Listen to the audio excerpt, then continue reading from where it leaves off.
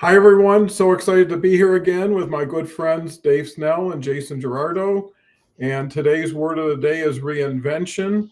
So always happy to hear what everybody has to say about their definition or insights into reinvention. And with that, we'll start with Dave. Dave, tell us a Oh, little bit about anything and your first thoughts on reinvention.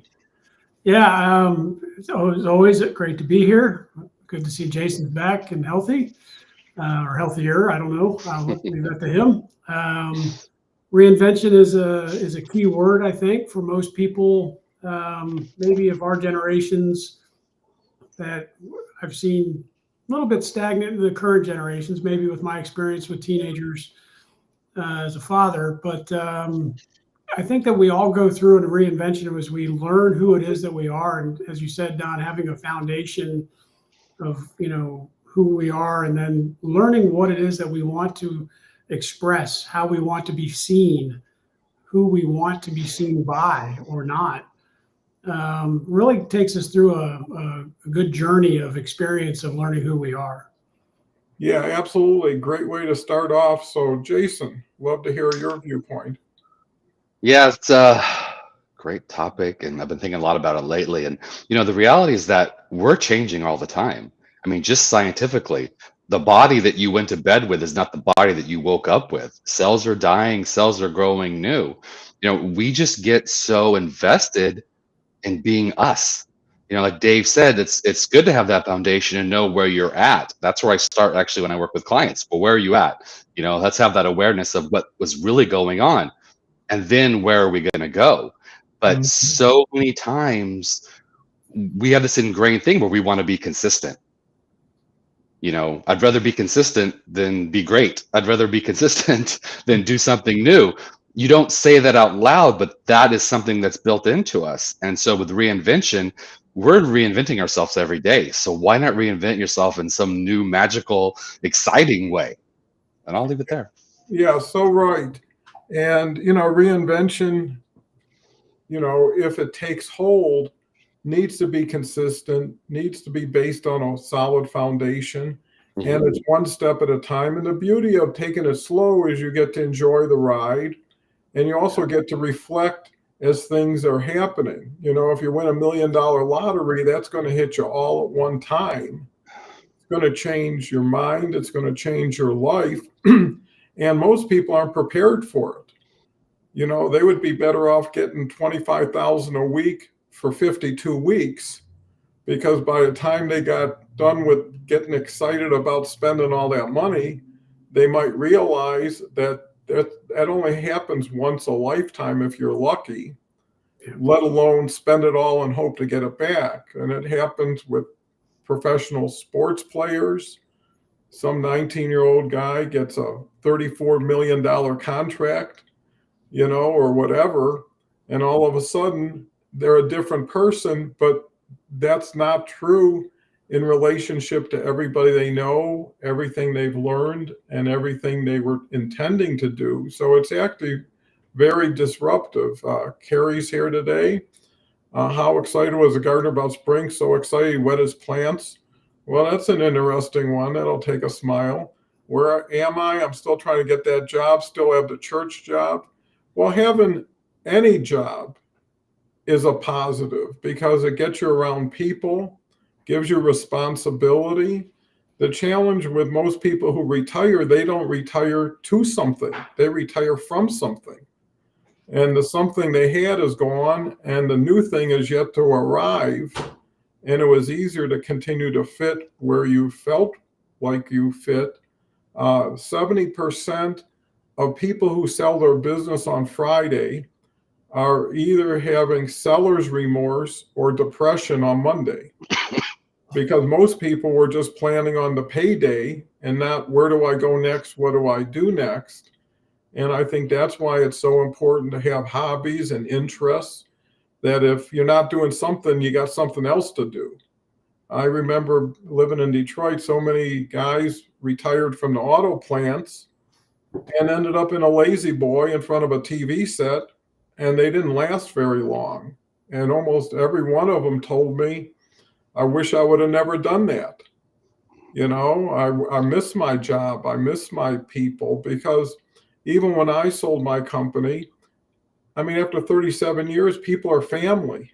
You almost have two families: the family you leave home for and the family you come back from work from. And I think those are big question marks that people need to understand. And along with consistency is sustainability. Is that Don? I think we lost Don, but he's coming back. There he Oh, is. there he Am I is. back now? Kind of loopy. So it's always nice to see it there for a second, the yellow line. So Dave, your turn. Yeah, I think reinvention, Jason's point of, we're always reinventing ourselves. It reminded me of one of the first shows I did with you now with Mary Clement. It's the metamorphosis. The butterfly lady, huh? Yeah, the metamorphosis we all go through. Are we the same person we were 5 years ago, 10 years ago when we were kids? Something is always happening around us, whether it's external or internal, our response to those stimuli. Something has changed in us or with around us. Am I the same guy I was when I was in the Navy? No, I've learned things. And to your point, Don, of when you sell a company, or when, in our case, when you leave the service, for Jason and me, a lot of us get very invested in, well, I'm a naval officer, I'm a Marine, I'm an airman, I'm a soldier, I'm a special forces, or I'm a pilot. And then they don't realize, well, I'm not that anymore. But I don't have any hobbies, I don't have any interests other than I am the service, member. And a lot of guys struggle with that. There was a study, not even a study, but just some statistics that came out that the average lifespan after a person retires from the US military was like 10, 15 years. Average. I mean, some guys, I know stories of guys who, fell off a truck literally the weekend they retired and passed away. But it's a lot of it is those guys don't have anything to focus on to go to next. Like you said, they end up in a lazy boy, in Detroit. Well, when the body is stagnant, the mind goes, the interest goes, and you're just not going to move anywhere. You've got to always be stimulated by something, whether it's people, some piece of technology around you, or nature. God bless. I wish we'd do more of that. And having an interest in something really helps us reinvent and find new passions. Yeah, absolutely. You make so many great points that I can relate to. Jason? Yeah, something that I'm working on and that I'm going to be talking more about on my side of the counter, so to speak, is, are you working towards your purpose and passion, or are you collecting distractions? Mm-hmm. And, so often we collect distractions and we don't have that purpose. And, when we talk about reinvention is having a purpose and having a drive. I know in the past we've talked about the old pinball machines, Mm-hmm. and you hit that ball and it goes into play, and it might make some lights come on and make some cool sounds, and it might be interesting, but you don't get any points. You don't necessarily get any points. But when you learn to hit it right with a paddle in a certain way that it goes to a certain part of the board where you're going to get some scores and it's going to pop in and double points and all that fun stuff, then you're going to make that effort and you're going to grow your score, so to speak. And life is the metaphor. So you have to have that purpose. Like Dave was saying, in the military, you get so caught up in that world, and in all of us, you get so caught up in your world, you don't think past it. And that's what reinvention does. Yeah, have a strong base, have that balance, know where you're at. And, a mentor of mine said, the paradox of life is that you're great just as you are, and you're going to get better. So how do we plan to get better? Yeah, absolutely. And when you think of reinvention, you also think about review, reflect, and then reinvent. So you're actually taking what you have or what you've had and building on it. And not really, it's the detachment that comes too fast that puts people in limbo. And a lot of times, to Dave's point, you are what you do. people see you as, if you're a fireman, they treat you as a fireman and as who you are. You lose that, and it's like you're another guy on the beach, another guy on the golf course, when you used to be, in your own mind, somebody. You had some responsibility, you had some authority, you had respect. And the higher up you are, the harder it is to reinvent yourself. It's hard to go from an admiral in the Navy to another guy who lives down the street, who mows his grass. And, you know, even when I left, I mean, I forgot what it was to lick an envelope or put a stamp or take some mailbox. I always had people who did that. And then when you leave, it's like, well, you're you, and everybody else is gone. No one really cares what you were. Everybody wants to know where you're going or what you are today. And, you know, there's where planning has to come in. And I think a lot of people always are focused on the prize instead of what it takes to get there. Well, I'm going to leave this job, I'm going to make more money. Well, at the job I'm at, I'm really happy. Everybody loves me. I fit in. I know everybody. You go to a new place and it's like you're the new guy on the block and you don't know who anybody else is. And, you know, so a lot of things you built that you take for granted aren't going to be there when you make your next move. So it's really a value judgment, you know. I mean, a lot of people have to move locations, right? They grow up in a town, they love their family and friends. Well, there's an opportunity. A lot of times that opportunity isn't shared by the people that care about you, right? They're not as interested in your ambition as you are in being here every Sunday night for dinner, or then you have guilt, right? How'd you leave us? Why'd you leave us? You know, everything was so good here. And so you're always got these mixed emotions as to, you know, your next step on your journey to whatever that is. And sometimes it's a good step that you have to take is like, now you're on your own again. How good are you? You know, was it the position that made you who you are, or was it you who made you who you are? And those are really time to reflect and to come back. Dave? Yeah, a lot of great points. Your story reminds me, you know, the former admiral or senior officer. I chuckled because there was a story of this is a general or senior officer who couldn't reinvent himself probably as he got a new job after retiring, and for a month or two he just kept coming in late and later, like 10, 15, 20 minutes late every day. And finally, new boss looked at him and said, "Hey, Joe, what happened when you came in late in your previous job?" And he says, "I don't know. They usually just said, 'Good morning, sir. It's time, you know, thank you for coming,' because he was in charge. He never had to think about the other side." I chuckle at that a little bit, but your point there, the grass is always greener. We always think about well, it'll be better if I make more money. It'll be better if I move to this place, or it'll be better if I do something else, instead of looking internally and saying, what is it that I'm missing or I'm not seeing? Again, to your point of, I have all these people around me. Maybe I'm not seeing the value that they're bringing me outside of monetary value. That really helps us reevaluate. And it's funny you mentioned the word plan. In the last 3 days, between a couple of nephews and nieces and mentees that I've had over the years, I've used that word more often than not, of what's your plan? Have you thought about what it is you want out of this next job, or this relationship, or what is it you expect to get from the move that you plan on making?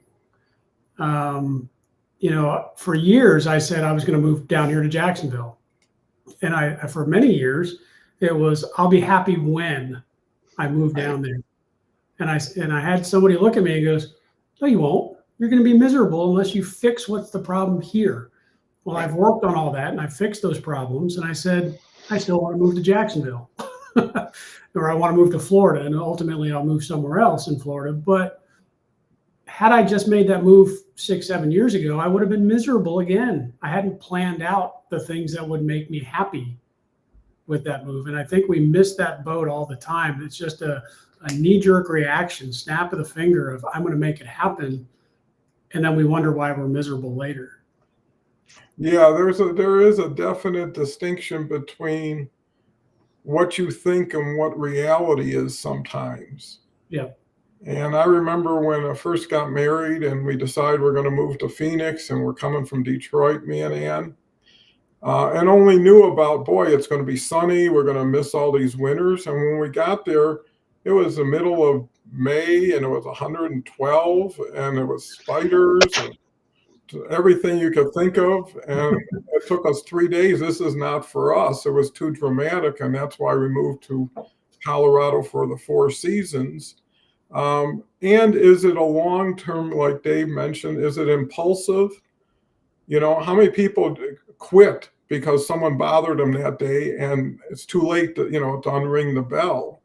Yeah. And I think having a steady approach, and actually, if we wouldn't have went to Phoenix, we wouldn't have known what Phoenix was. If we would have just said, okay, we're renting a place online and we're going to do this, back then there was no online. Jason. Great points. You talk about reinvention. You have to look at where you're at, as Dave was saying. I love the saying, wherever you go, there you are. Mm-hmm. And you're taking yourself with you wherever you go. And so as you reinvent, are you truly inventing, or are you putting your same self in a different situation? I took a note I wrote down. It's like, I said running, but are you moving towards something, or are you moving away from something? And true reinvention, true growth is moving towards something. Mm-hmm. Because if you're moving away from something, you're only going to get away from it far enough to where that you don't feel that burn. And then once that burn goes away, then you get settled back in. You go, okay, I'm settled enough. But when you're going towards something, you're going to keep going towards that. And that's the key for me, for positive reinvention, for positive growth, is setting that goal that you're actually looking at and going towards, knowing that you're bringing yourself with it, knowing you're bringing everything with it, and having a clear conscience that this is the right thing to do, and it's going to make sense, and it's going to get me where I want to go. Yeah, that's interesting, because what it brings to mind is, what are you bringing with you, right? If you're bringing, well, I'm going to be golfing, I'm going to be fishing, I've got some really good friends out there already. Well, you've got 70, 80% that's already going to be intact when you get there. If it's like, I don't know anybody, I don't have any interest, then you're 100% banked on your new decision to move, to find a new position or be a new person. And there's a benefit to that, because it's a mixed bag. I wouldn't have been who I became if I would have stayed in Detroit, because my family, in a way, good and bad, was like a fishbowl. And you can only grow as big as the fishbowl. And if you had to see everybody and they tell you what to do every week and they give you their opinion, whether you appreciate it or not, it starts to integrate in you, and you start to say, well, I'll take a little off of here and give them a little bit more and balance it. Well, you just took your momentum possibly away. And when you're in a new town, it's like going to a new high school, right? Nobody knows you. You could be anybody you want. And everybody who did know you won't be there. And that was one benefit of going to college, right? Is like, hey, I'm leaving here and I'm going there. And hopefully whatever made me who I was can allow me to make myself who I want to be. Because a lot of times you drag legacy with you. Yeah. And until you can cut the cord, can you actually be free? And it's nice to know, well, here we have Dean LeBay. Haven't seen Dean in a while. Dean is our potato guy. That's a potato there. And he has a story about that based on his sales career. He's joining us by YouTube. And Dean is just a phenomenal inspiration, coming from a really, really challenging situation. Who I can tell a story, went in for a simple operation and ended up in a rehabilitation center for a couple of years, couldn't help himself, was told he would never walk. Wow. And now he's out walking. He's been to conventions and trade shows. So thanks for being here, Dean. Glad to see you. Moving to, I believe, Dave, but I could be wrong. That sounds good. Dean, thanks for joining us. I hadn't heard your story, but it reminded me of mine, where I was told in high school I would never walk without a limp again, much less ever run. And then I said, hey, that's a challenge I'm going to take on. And obviously I've run several marathons now, many years later, but the doctor who told me that, I proved him wrong. And that's good that you're moving on there, Dean. And you reinvented, what they told you the future was for you, and you made it your own. I think that's the key, is internalizing what it is you want to be, or be known as, like I said before, how you want to be seen.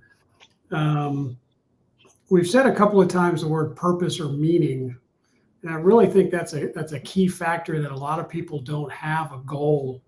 You've said, Don, a couple of times there last time, that we don't do the internal thinking, I've said before, and we don't have I've said I wanted to move down to Jacksonville, or I want to move to Florida.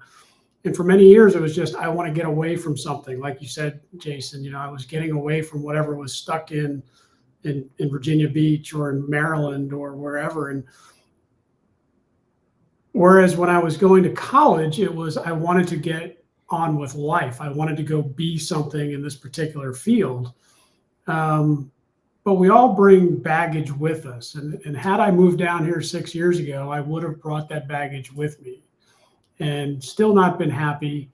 Whereas now I think, because we do the work, and a lot of people just don't want to do the work internally, and we escape things. But if you have done the work and you've laid that foundation and said, this is why I'm doing something and where I want to go, to Jason's point, you will find happiness, connection, because you're not running from something, you're running to it. Like you said, Jason, the connections that you'll develop are much better, because your head will be clearer. I struggled with that for many years. I struggle with it a little bit today. Even, I grew up always moving around. The longest I lived anywhere growing up was 5 years, 4 years. And the fact that I stayed in Virginia Beach for 12 was just weird for me. So I think if we have a reason for doing something that really makes sense to our lives, then it'll make us happier in the end. The reinvention will be successful. Yeah, absolutely. Jason, before I cut in.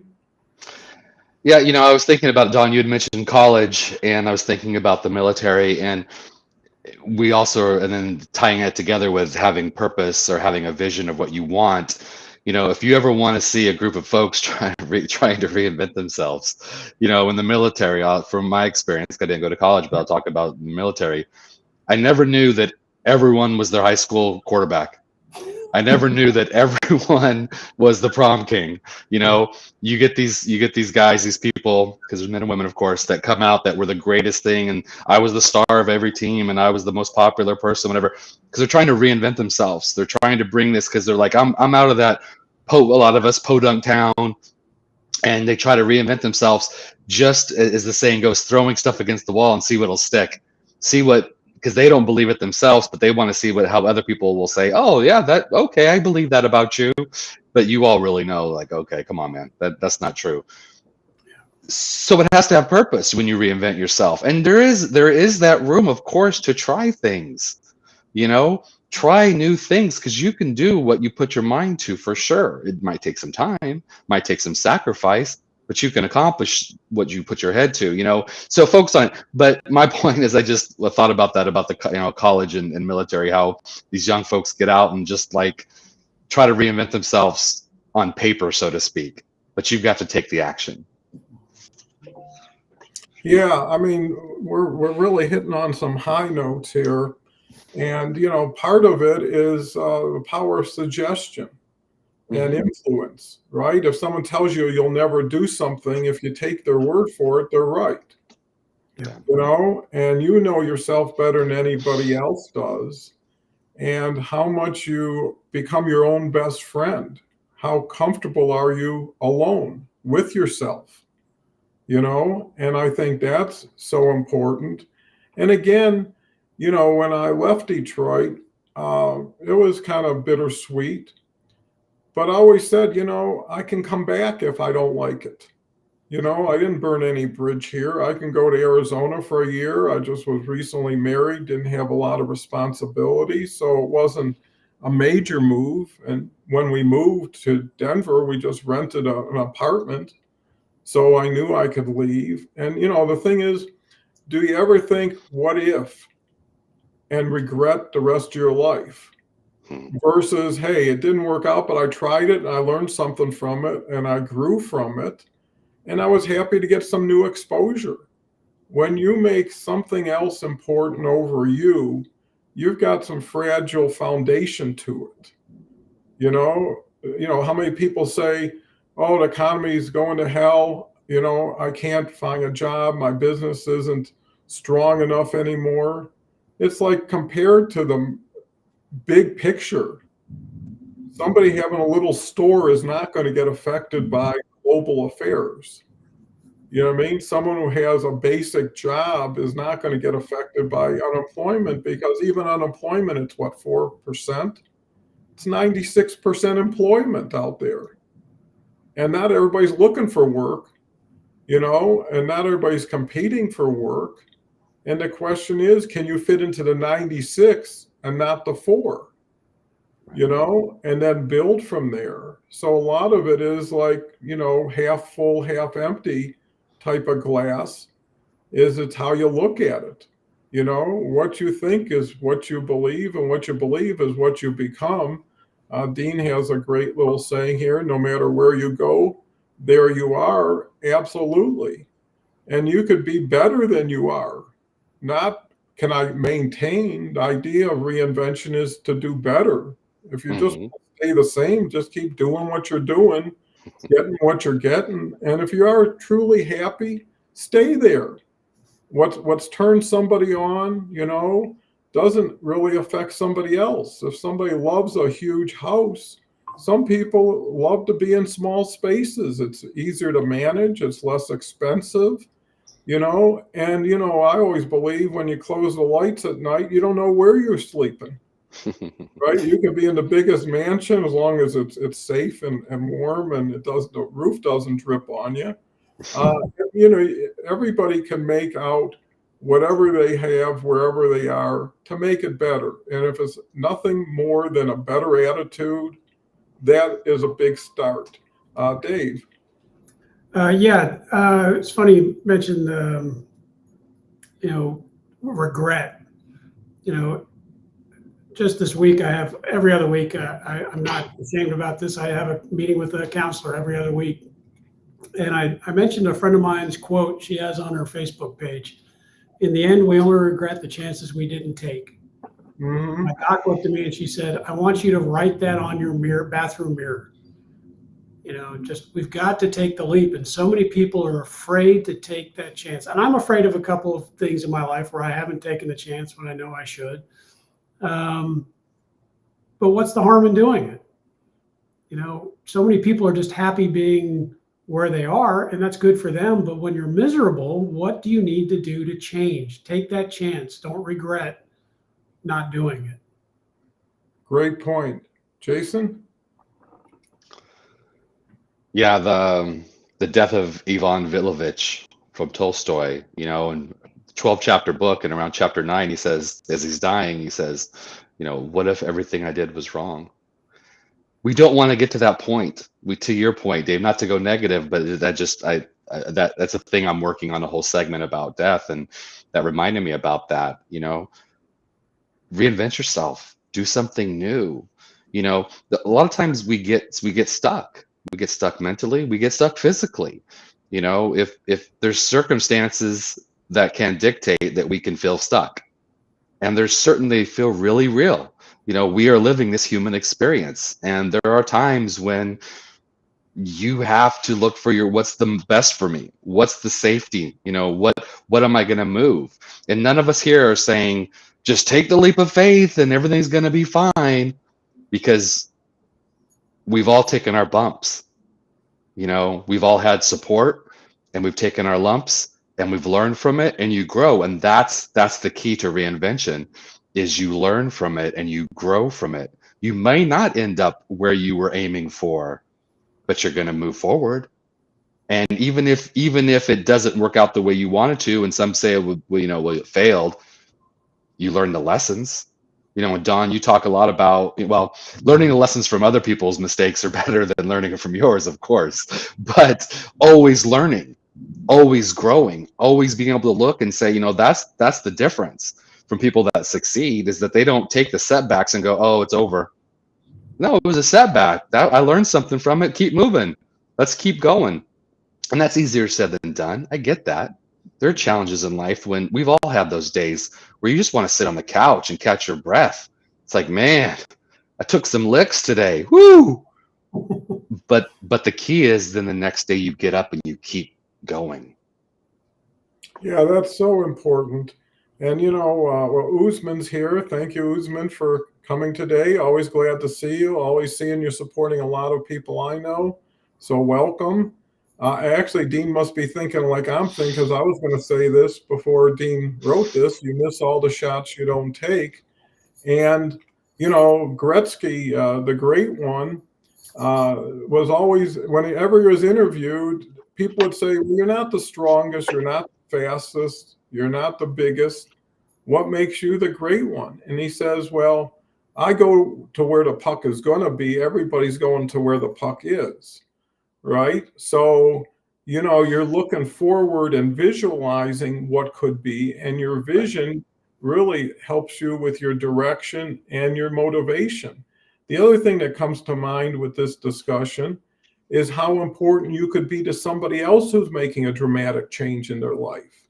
Yeah. Right? If someone says, I'm moving to Cleveland, hey, I hear it's a great town. They got the Rock and Roll Hall of Fame there, and they got some great sports teams and great food and this and that. And, you're really building expectation versus why you leave and you got a great job, you're going to give up your friends. I mean, all they tell you is the negative. Or they even go so far as, I've been to Cleveland. It's not a safe city. It's a place that has the worst weather in the U.S. You get so much snow and wind and everything else. Everything is what you accept it as. I've seen people, and what I found, it's not where you are, it's who you're with. Yeah. You're right. You can't escape who you are by going to a new place. But when you're with somebody or with a group, it makes all the difference in the world because it's shared. I would have never went to Phoenix or Colorado by myself, but with a new wife, somebody I've been going out with for 7 years, it was kind of easy because you carry half the load. And when you're down, hopefully they're up, and vice versa. Yeah. And so there's so much more to be gained by having a team, whether that's a partner, whether that's people that you can get referred to when you get there.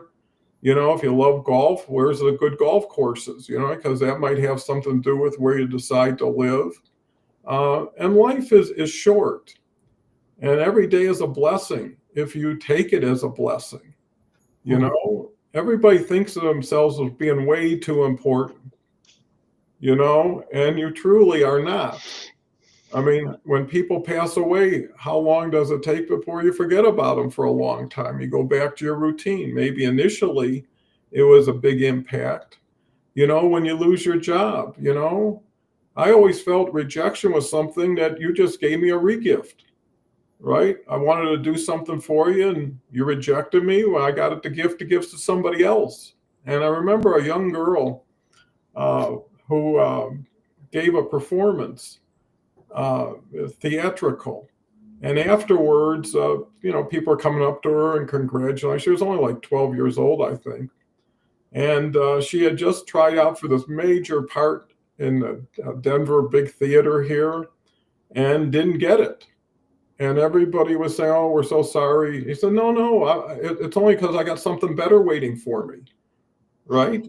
So I'm not worried about it. I'm free. You can only do one thing, be one person at a time. Be the best you can be and find simple things that give you pleasure that you can always have at your disposal, whether it's nature, whether it's exercise, whether it's music. You got to build up your team internally to say, I can pivot to this. I love watching baseball. So maybe if I had a hard day, I'm just going to infuse myself with more baseball or whatever it is. And being able to pivot fast, go places, and find new people. Too many people try to keep using what doesn't work and forcing that square peg in the round hole. And it gets tiring and it's frustrating. And at a certain point, you can't lie to yourself. At a certain point, you wake up and say, hey, it is what it is. What these people have been telling me is probably true for a long time. But, until you're sick and tired of being sick and tired, you keep trudging along. And sometimes a major disappointment is a blessing. You got knocked so far off your stoop, you're never going to get back to that one anyways. Like they say, give me a yes or a no. Don't put me in the purgatory of maybe, because I can't deal with maybe, because it just says come back tomorrow. And, I can't leave and I can't stay. Dave? Yeah, I think that's some really great stuff there, Donna. It's really easy for us to blame the things that don't work because it's not on us anymore. It's on somebody else. It's their fault. And I wrote down a couple of notes here. The first one was don't focus on the negative. Just to this point, it's so easy to say it's someone else's fault. It's the economy. It's somebody external to me. But if we turn that around and say, like you said, well, the economy stinks, or I didn't get that job, or I didn't get that part, and yet there's something else waiting for me, it shifts our brain thinking that rejection is just redirection. It's not somebody saying no to you. It's saying, look, you're made for more. And if we do that, we'll be happier. And the third point was, life is the journey, not the destination. It's the people you're doing it with, the experiences you gain, positive and negative.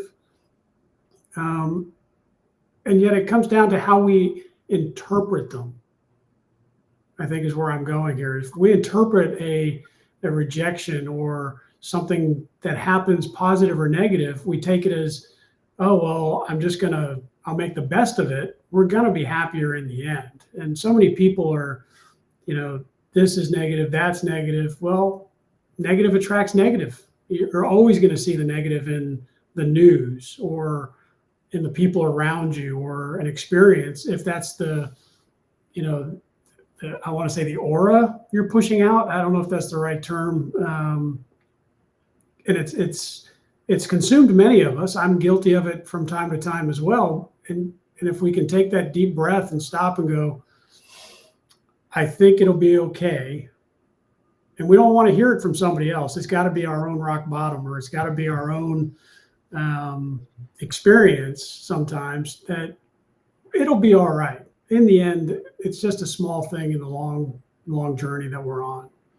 Absolutely. That saying, if it's going to be, it's up to me, is a key way of thinking of things, is take accountability and take action. Jason? Yeah, what came to mind through that, and great points, Dave, is that for most of us, reinvention is small incremental changes. I think if you try to, we hear the word reinvention and we think about, well, I'm going to be something totally new tomorrow.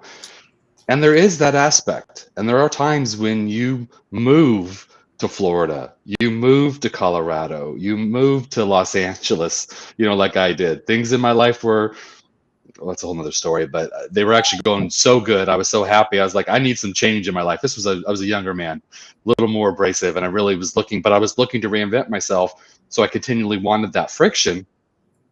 And I had the opportunity to move to LA, and I just said, let's do it. I was single at the time. Let's go. And I was with work. So I had a job, and they said, well, we need you there this weekend. So I started driving between the San Francisco Bay Area and LA every weekend. So we make those changes, and that was a big one. But as we're going through our lives, and reinvention doesn't have to be that drastic. It can be that everyday small incremental change that you're moving towards something. And so, it's not about what am I doing wrong? It's how can I do something that's going to get me to where I want to go in a more direct fashion, right? So, we all live our lives. We do the best that we can with what we've got, and we can be better. That's what I keep going back to. It's like sometimes we just get settled. And even if your life is good, even if, that's one of my favorite authors talks about, person in lukewarm water, just floating and like you're in the hot tub and life's good and it's good enough and I'm just happy and I'm satisfied. But how can you be satisfied completely when you don't know what's on the other side of that door? And that's that challenge, is to keep knocking on doors. Yeah, it brings to mind how you feel about yourself. If you have high self-esteem, if you have a lot of self-respect, you won't put up with stuff, right? You won't walk into a building with a bunch of people who don't treat you like you feel you deserve to be treated, not being favored. But hey, if there's no, if it's like, hey, you're making a lot of money, you've got nothing to say here, that's the last minute I'll be there, right? I mean, it's like something has to make you better for every experience. And who you're around shapes who you become. They say you're the factor of the 5 people you spend the most time with. If they're listening to country music, if they're going bowling, if they're going to the rodeo, you're going with them because you're with them. When you get new people, you're with them. And I think that's a good idea, is to say, who is this person I just met and where are they going? Do I want to go with them? Yeah. There's hitchhikers who don't take rides from people. I'm not going to get into that car. That person looks kind of scary, right? I'm better off by myself waiting for the next car or walking down the road. And having a sense of humor goes so much further than people can appreciate. How many times have things just gone totally to hell, and 5 minutes later you're laughing your ass off, right? Because how could this have happened? I mean, it's like, what are the odds? And if something happened by accident, there's nothing you're going to be able to do about it because it's a one-time deal, right? The key is get back on your horse once you get the faster you get back on, the better you'll be. I mean, that's where phobias come from. Someone had a bad airline experience, or someone scared them one day about airlines, and pretty soon they're not going to fly. And the further you keep going from not doing something, the harder it is to change.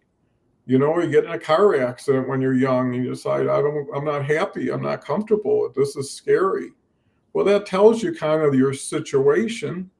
And there's also do what you can, when you can, how you can. Little bits of movement go a long way. Too many people, they want to go right to the top real fast.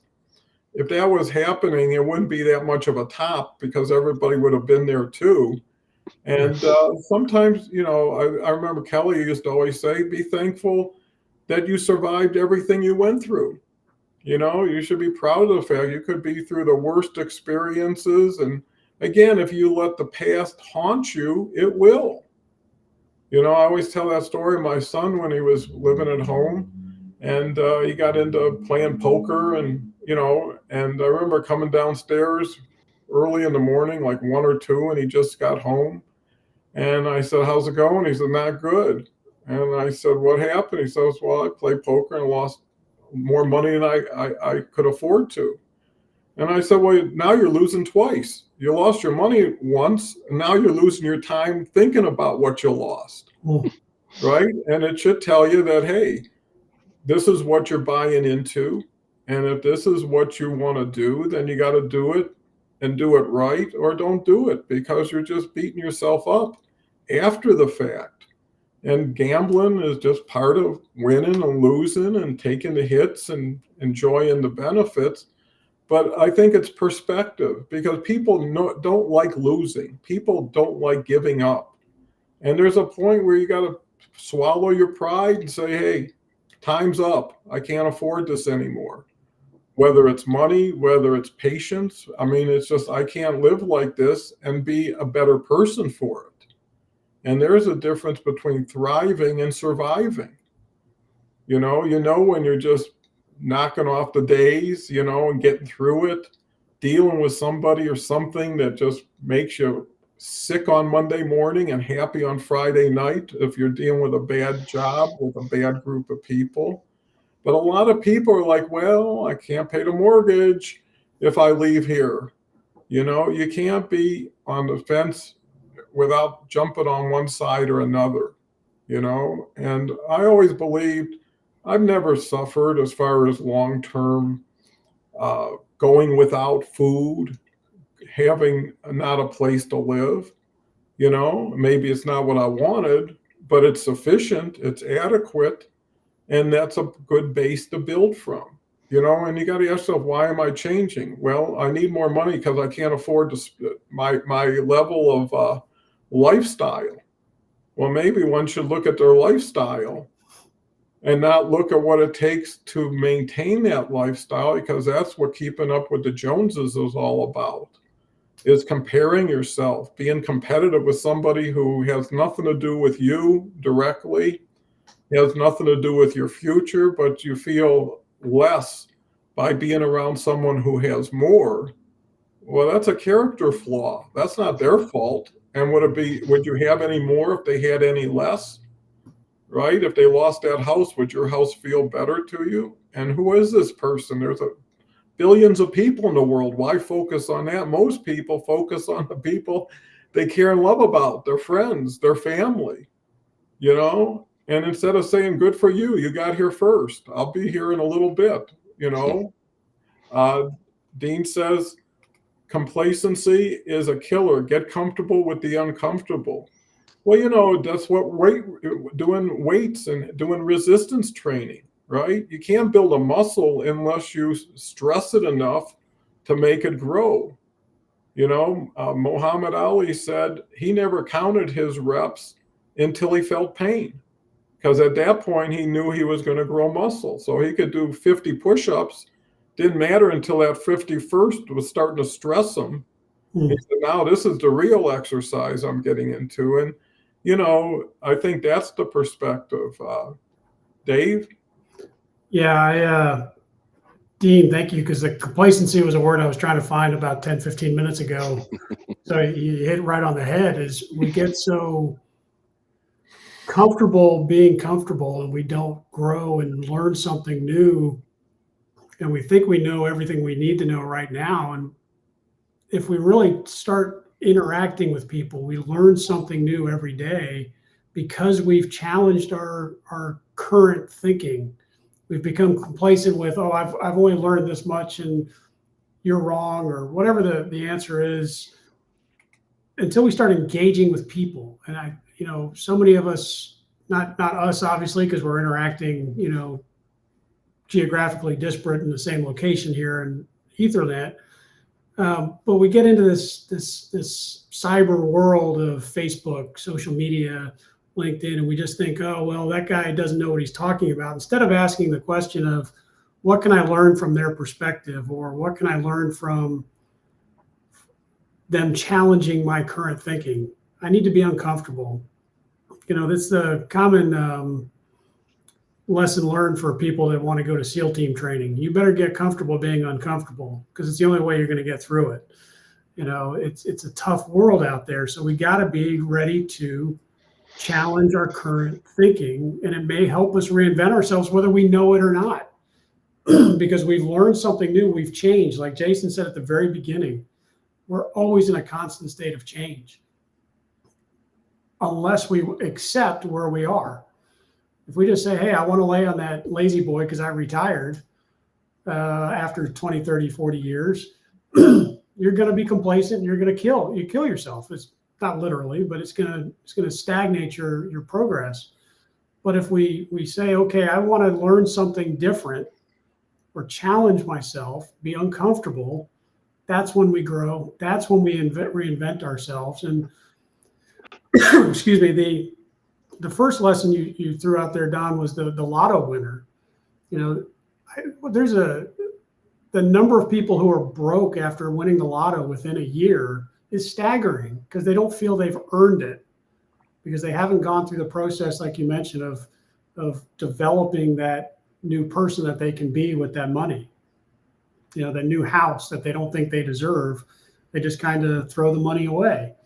I like the way you said that it was, if they got $25,000 for 52 weeks would have been a better answer. Absolutely right. For me,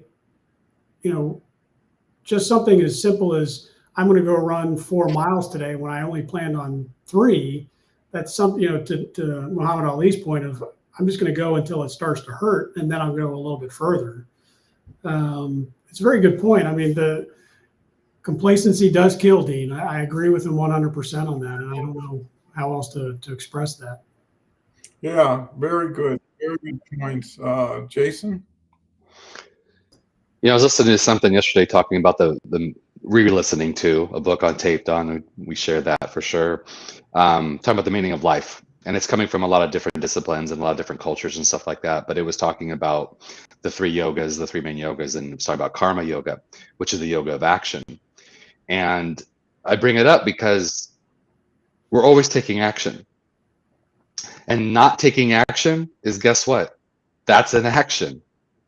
So we're always making decisions. And even if it's on the same logic, even if it's a decision to not make a decision, well, guess what? You made a decision. So why don't we take that action and move forward, and reinvent yourself in a new way and find a new thing. And it doesn't have to be drastic. We have that opportunity to keep going and moving forward. The one thing that I talk to my clients about all the time is the past is prologue. We so much believe that, we have to keep telling the same story.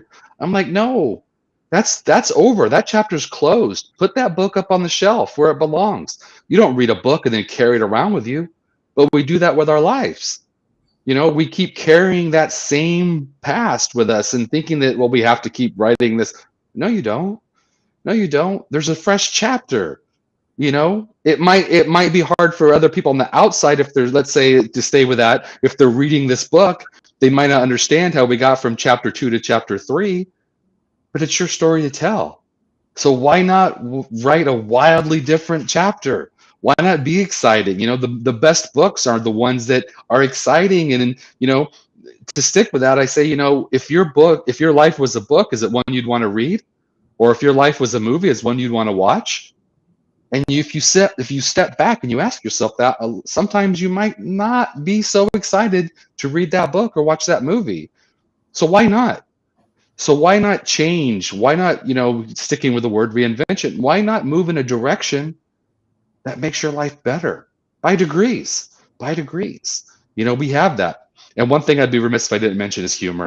Thank you, Don, for bringing that up, because in my culture, humor is important, of my Hispanic side and also in my military side. Seen some dark days, seen some bad stuff and some dark days, but boy, that humor, it pulls you through. And it's inappropriate sometimes, and it's just wildly not acceptable if you were to say it outside of that context, but it gets you through. And so exactly. And so humor is so important. It's so important because, 2 things, and I'll wrap this one up. So when you're laughing, you're healing. The old laughter is the best medicine. It's true. When you're laughing, your body is physically healing itself. It's your parasympathetic nervous system. And it also allows you to just not take yourself so darn serious. What's the saying? Life's too important to take it so serious. Yeah. Enjoy it. Let's have fun. And part of that having fun is trying new things. Absolutely. I love this conversation today. And, it's one of the key sayings is the game is between you and yourself, nobody else. Yeah. And how you play that game and how you trust yourself, how much you love yourself. How excited are you to see yourself every morning? Well, that's going to give you an indication of how excited everybody else is going to be excited to see you that morning. Yeah. And, I think to Dave's point with the aura is, it's your energy. I always say no one hears your words. They only care about your music. right? If you come into some bad, they say the worst morale weight for a military guy is to walk in the tent where the general is and see him crying in his hands, right? And that gives you an indication of, hey, this is kind of what we're looking at here. And why not make a better thing out of a bad thing? I mean, people are sometimes embarrassed. They laugh at funerals. Why? It's a way of expression. They're not meaning disrespect. Yeah. It may come across that way. And if you realize everybody's unique, everybody's not you, and that's a good thing, maybe not always. But it's how it's not what happens to you, it's how you respond to it. It's not how many times you fall, it's how fast you get up. Surviving is essential to thriving, right? And you always, during my worst times, and believe me, if you're a player and you're pushing the envelope a lot of times, you find yourself falling off the cliff, having to grow wings before you hit the ground. Yeah. But, the next day things will be better. And that's another thing you have to caution yourself. Take a break, come back to it tomorrow, and it'll look better. It'll feel better. But if you try to respond as fast as it goes, you're going to put yourself in a challenging situation. Dean LeBay says, spoiler, the older I get, the less I know. Thanks, guys. Great show. Well, it's only as good as the people who come and participate and support it. And we're here for you and you're here for us. And I think that's important, being part of something bigger than yourself. Yeah. A lot of people, when they lose their job, they still have so much value. Why not volunteer? Why not go to an organization that you believe in and say, I'm out of work right now. I've got some extra time. Is there something I can do to help? And all of a sudden you wake up with something to do, and I think that's important. Having something that drives you to make sure you get up every morning, go somewhere, be with someone, do something. And you can say, well, I haven't helped myself, but I helped somebody.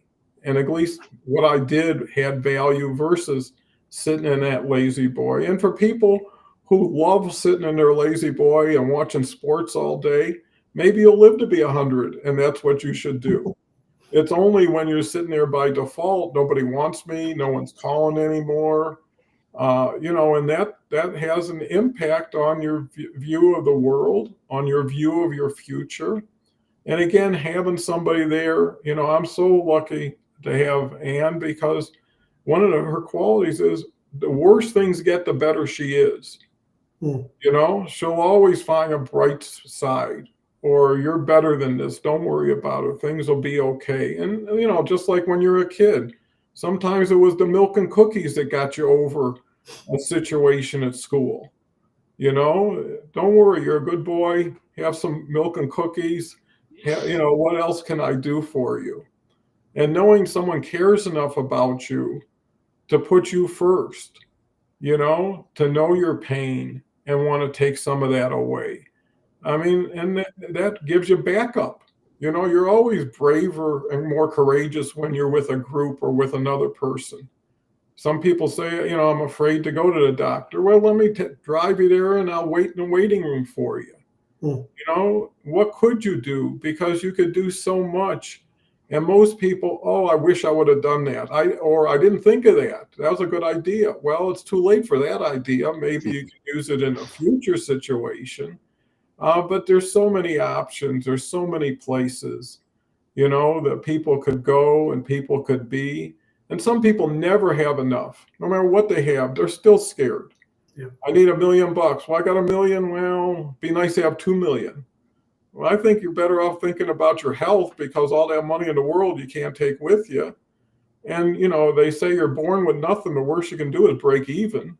And too many people are looking up and not down. Where'd you come from? Where were you 5 years ago? Where are you now? You can't look at things by the day or by the minute. You got to look at your trend. So, Dave? Yeah, I think to your last point, Don, I mean, the windshield is bigger than the rear view mirror, but you do have to look in that occasionally to see where you've been, is the last point there. I'll just finish up. I know we're at the top of the hour. To Jason's point of humor is the most important thing. You say laughing at, some people laugh at funerals. My uncle, little card he had at his funeral was, "Thank you for laughing at my funeral, because no matter what anybody says, you knew the real story."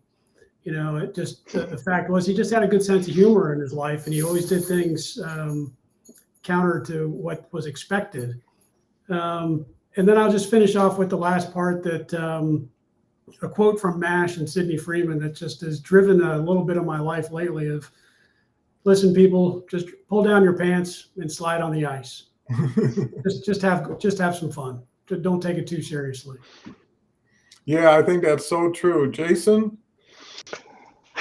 Something that's been stuck in my mind, a story that really, it might not translate because I'm going to just really shorthand it because we're at the top of the hour here. But there's a Hopi story about a mouse warrior, and there's a hawk that's attacking this village and taking the chickens, and they can't kill the hawk. And so he says, "I'm going to kill the hawk for you." And no one believes him because he's just a simple mouse, whatever. But there's one point of the story where it says that the mouse lets out his war cry, and it said it sounded like a squeak, but it was his war cry. And that point that I want to make is, reinvent yourself for you. Be on your journey.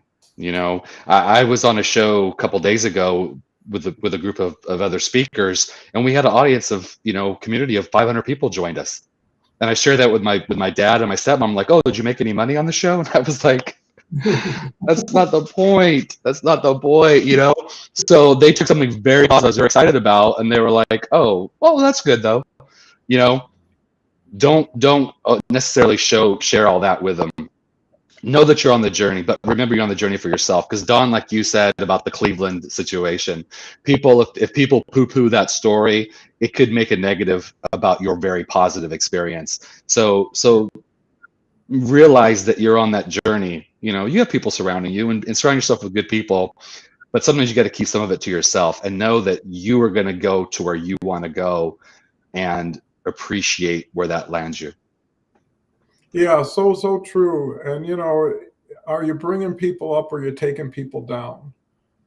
People got their own issues. If all you're going to do is sit there and tell them how bad things are for you, what are they going to say? You're starting to make me feel bad. I sympathize, Yeah. but, unless you have something I can help you with, all you're doing is to commiserate. And, misery does like company, but misery won't like company for very long, because after a while you get labeled, "Hey, he's a downer." You hang around him long enough and a good day will turn into not such a good day. And, there is so many ways of thinking of things. And, we'll close up by, at a different period of life, you need different things. You are a different person, and that's where reinvention truly comes from. Is I reached the end of my rope or my journey here, time to switch trains, get on a new one. We've got Mark Boss here. Haven't seen you before. My grandma always said, "Enjoy and just keep on breathing." So true. And so true.